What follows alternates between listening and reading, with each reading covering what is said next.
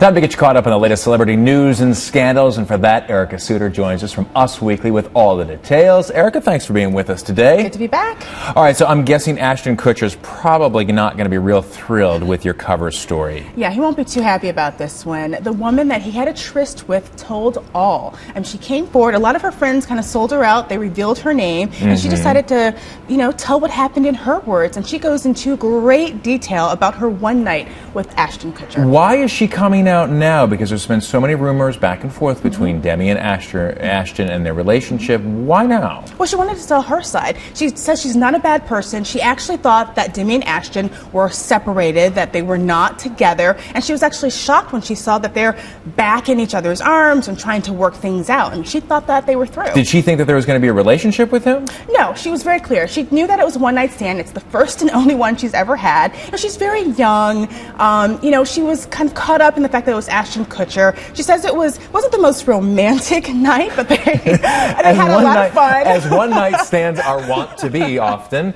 Yeah, and she, you can even see from her comments, she's very young, very impressionable. She talks about that, well, he was a good lover, but they weren't making love, but it wasn't weird or perverted. And those are her words. Interesting description. Yeah. Has she been in contact with him since this? No, she has not. And what about with Demi? Has she heard what's the reaction?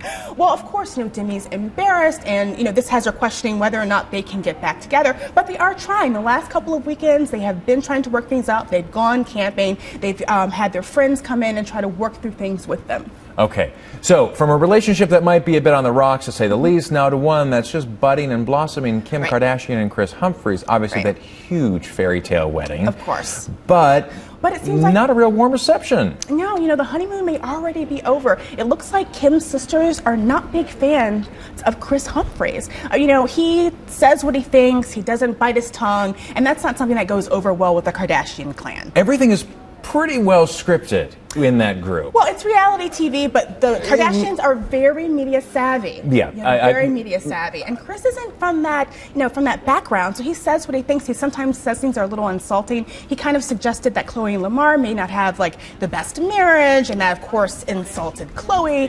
He talked about Kourtney being a slave to her baby, and Kourtney's like, it's my baby, of course, So they don't really understand where he's coming from, so there are a lot of butting heads right now. Okay, it's going to be interesting for Thanksgiving dinner, right? Can't wait to see it, and we will probably see every minute of it. Now, Real Housewives of New Jersey, there is a new villainess out there. Right. And this is Teresa. Right. Teresa went from being the darling of the show, the table-flipping girl everyone loved, to now being enemy number one. My gosh. Caroline and Jacqueline no longer speak to her, and they were best buds. Apparently, they were very tired of all the drama that she created. She tried to turn them against Teresa's sister-in-law, Melissa, and they just are fed up. They feel like she's a bad person. They don't want to be friends with her anymore. That table flip, that catapulted her to the top. It did. It sold cookbooks, made her, everyone's favorite. Now she's just the meanie. She's the bad girl on the show. All right. Well, we'll have to wait and see how that's going to fall out in the beautiful state of New Jersey. Brad the Bachelor. A lot of women sort of love to hate this guy because of the problems that he's had in the past. And with his ex, Emily, what's going on there? Well, he is just